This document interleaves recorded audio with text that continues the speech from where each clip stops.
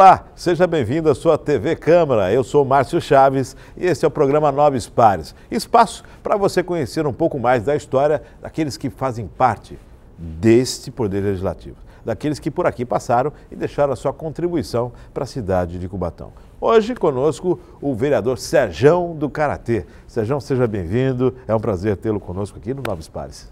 Prazer é todo meu, Márcio, uma satisfação muito grande. Um tempo que eu não apareço aqui na Câmara, né? As atividades da vida fazem com que a gente mude o sentido, né? E tem que sobreviver e correr atrás da bola. Bom, você já veio paramentado com a camisa do Santos aqui, provocando os adversários, com certeza. Desde criança santista, né? Infelizmente, em casa lá tem um corintiano, que é o Silvão, né? Silvão, um grande abraço ao Silvão. Legal. Falando da sua infância, nascido em Cubatão, Serjão? Eu, na realidade, nasci em Santos, no Bom Retiro. Vim para cá com 3 anos de idade. Em 1965, cheguei em Cubatão, na Rua Maria do Carmo, onde eu estou até hoje. No Casqueiro, veio morar Casqueiro, a mesma casa até hoje? Mesma casa até hoje. A infância, então, foi no Jardim Casqueiro? O número era 110, aumentou a população, hoje está 711. 711.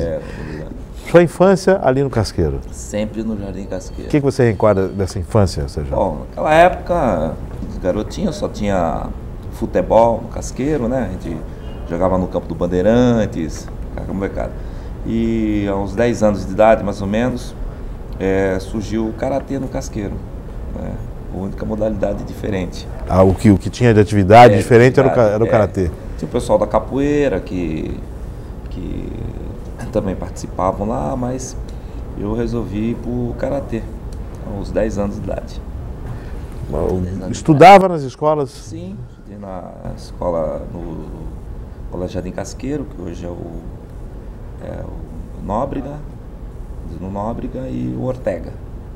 Depois fui pro Castelão, o ginásio, né? Então sempre ali no bairro? Sempre ali no bairro, nunca saí do Casqueiro. Aí fiz Senai, fiz eletricidade no Senai e fiz técnico de eletrotécnica no Treinace. Chegou a trabalhar na área, não? Sim, fiquei 10 anos na Ultrafértil, 10 anos, quase 10 anos também na Carbocloro. Né? Na área de instrumentação, na área técnica? Na área elétrica. Sempre elétrica. E quando criança, assim, adolescente, com 13 anos, o serviço que tinha em Cubatão, no Casqueiro, era trabalhar no Peralta, né? Peralta.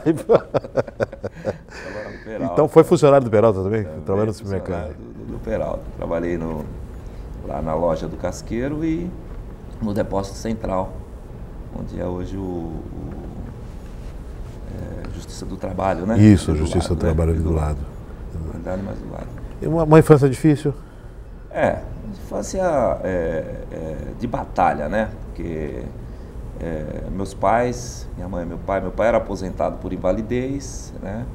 Tinha um salário pequeno e eu tinha que contribuir também com o rendimento da casa, né? O Silvão, com aquele problema de paralisia infantil, né? Teve sempre uma dificuldade. Então, quem estava à frente, chegou um momento da vida que eu fiquei à frente nas despesas da casa, né? Sempre batalhando, sempre estudando, trabalhando e praticando o Karatê. Você falou que o Karatê apareceu para você aos 10 anos de idade. Você começou a participar. Você lembra quem foi o primeiro mestre, sua primeira aula? Sim, o mestre foi o Antônio Ferreira da Silva, sobrinho todo mundo conhecia lá pelo menos no Casqueiro, né? Do finado Ferreirinha, que tinha um comércio ali, né? Um mercadinho. E ele tinha 11 anos, já ministrava aula de Karatê, menino. Você entrou pro Karatê, tipo assim, eu quero entrar para aprender a brigar, a bater, ou entrou com um conceito, ou curiosidade? Olha, incrível que pareça, na época, eu tinha um pensamento assim, eu queria ser forte. Queria praticar um esporte para ser forte. Mas não para briga, eu nunca entrei com essa intenção. E me identifiquei com a arte marcial. Quando a primeira aula que fiz, né, comprei o meu kimono com o meu dinheiro, pagava as mensalidades com o meu dinheiro, até porque meu pai não queria que eu participasse do Karatê. Você gosta de briga, menina? Você gosta de ficar lutando? Vai jogar futebol? Vai trabalhar que você vai ganhar dinheiro, para com esse negócio aí. No entanto, aos 17 anos e meio, mais ou menos, meu pai foi entregar a faixa preta para mim. Quem entregou foi ele que foi passando. Foi ele, a faixa preta.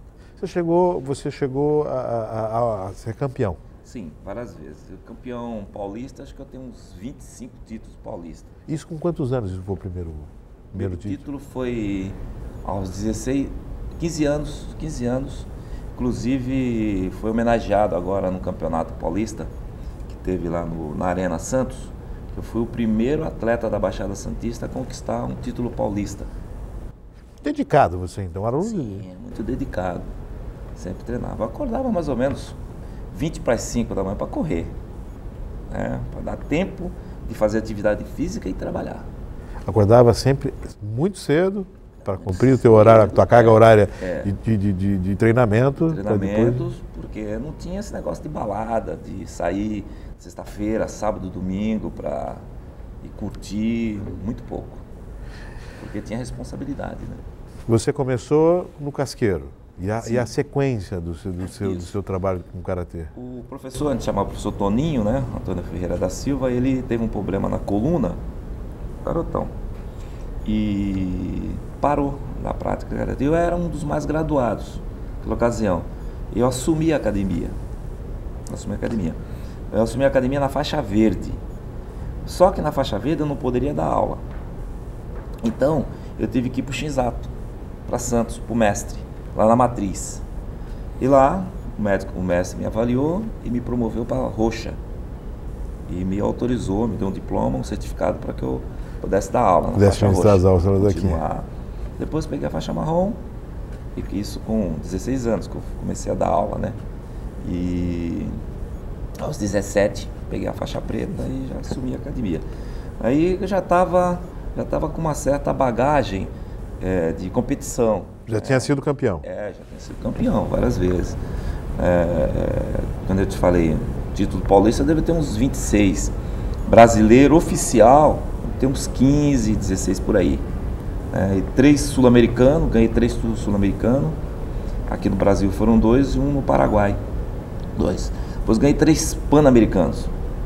Ganhei em Miami, Estados Unidos, na Colômbia, em Medellín, e no Rio de Janeiro, no Caio Martins.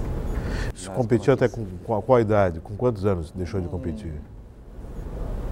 Eu já estava aqui de vereador. Em 97 eu fui para o Mundial no Japão.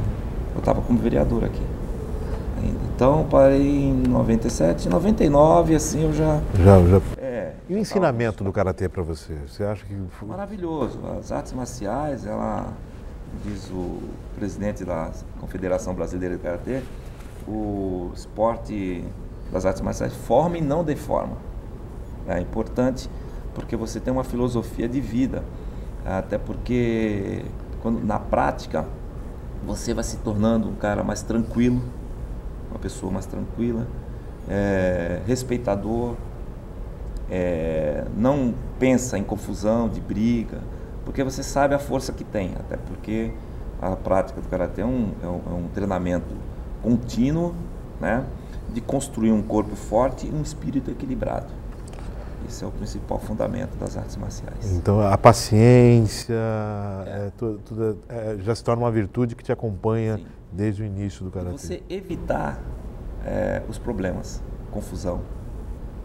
Eu já tive situações de a pessoa que nem me conhecia, né, às vezes querer arrumar uma confusão, campo de futebol, jogando bola, né, eu jogo bola também, e a querer arrumar uma confusão e você conseguir se safar daquele momento ali. Evitando o contato, evitando o contato. Que não é o caminho.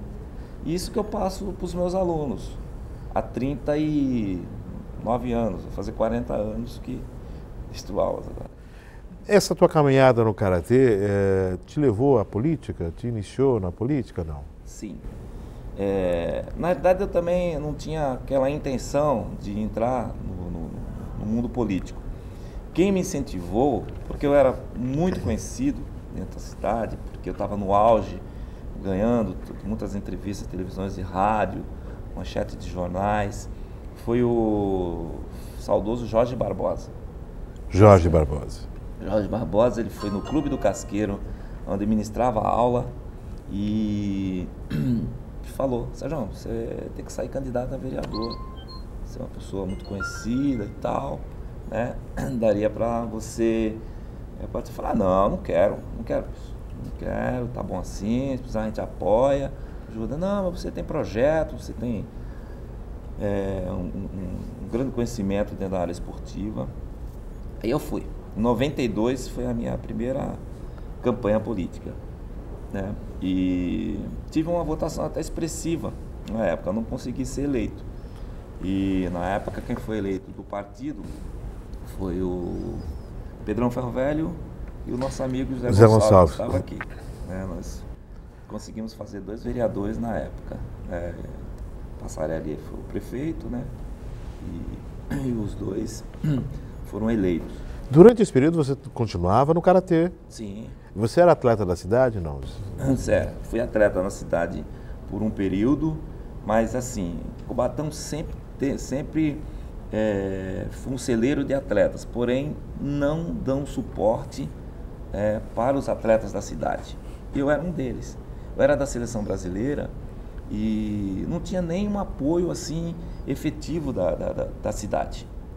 Durante toda essa tua trajetória do karatê, a cidade nunca participou com veemência? Eu fiz uma equipe, nós tínhamos uma equipe de karatê muito forte aqui dentro do Cubatão. Hoje não, hoje está mesclado, chamam muitas pessoas de fora. Mas na época, o karatê de Cubatão era muito forte. Na época de 87, nós somos campeões dos Jogos Abertos do Interior, que foi aqui em Santos, no ginásio do Portuários. Nós ganhamos com a equipe com 80% de atletas do Cubatão. Mas assim, o que eles ofereciam? Davam um kimono para você, não tinha mais nada. Só aquele negócio básico, nem hoje que tem aí, né? Foi quando o Jorge Barbosa me chamou e eu realmente, depois que ele me convenceu, o primeiro requerimento que eu apresentei aqui na Câmara foi a criação de uma Secretaria Municipal de Esportes. Você vinha então com a bagagem de tudo o que você havia observado durante a sua trajetória do karatê, ou seja, tudo aquilo que faltou do poder público junto ao atleta, você já vinha com essa consciência de tentar instalar isso na cidade. Não só para o karatê, para o esporte em geral. Para o esporte, para o atleta como um todo. Como um todo, porque as dificuldades de um atleta, quem sabe é o atleta. Ele que sabe a caminhada dele, os obstáculos que tem durante a vida dele. Durante a tua trajetória no karatê, quais foram as pessoas que te apoiaram, os auxílios, como eram feitos? De que forma? Os auxílios, eu tenho que agradecer, em primeiro lugar, a Deus, em primeiro lugar. Ele que nos orienta, que dá uma força. E aqui, eu tive um apoio muito grande da empresa Carboclor, que eu era funcionário da empresa, me tornei funcionário da empresa. E a Carbocloro, na época, que me deu todo o suporte, onde eu fui tricampeão sul-americano, pan-americano. Então, ela me dava realmente condição de treinamento. Eu era um funcionário da empresa e também atleta, que eu tinha várias atribuições na parte do esporte. Eu jogava salão da empresa, campo, corria 200 metros no atletismo e o karatê. Então, eu fazia isso aí tudo nas Olimpíadas das Indústrias. Então, essa época foi quando eu me destaquei muito mais por esse apoio, por esse incentivo, né? Do poder público, tinha uma dote atleta que eles davam, custeavam, mas uma coisa pequena. Então, quando eu entrei aqui, Márcio, primeiro requerimento, a criação da Secretaria de Esportes, porque eu tenho ainda convicção de que o esporte pode caminhar com suas próprias pernas. Através desse projeto, dessa secretaria que precisa ser melhorada, porque hoje tem um nome de secretaria, mas na realidade é uma gerência melhorada, que ela não tem poder ainda. Porque uma parte dos funcionários da secretaria são da educação ainda. Alguns da educação fizeram faculdade de educação física e estão lá ministrando aula. Então a secretaria precisa ser estruturada também com uma fundação para o esporte, para que a indústria, o comércio e os bancos da cidade vejam o esporte com seriedade. Por quê? Hoje, se uma indústria quer investir no esporte, ela não vai investir, porque o dinheiro vai ser destinado para a prefeitura e desviado para outras finalidades, como por exemplo para a saúde, para a educação, que é justo. Porém, como eu disse antes, o esporte pode andar, caminhar com as suas próprias pernas. Se tem um organismo que realmente comanda essa parte das finanças para o esporte, essas escolinhas que estão aí, os professores de escolinha que estão sofrendo, tirando o dinheiro do bolso para poder manter as suas escolinhas, não iriam sofrer como estão sofrendo. Nós vamos voltar no próximo bloco falando com você sobre isso. Nós vamos dar um rápido intervalo e daqui a pouco estamos de volta.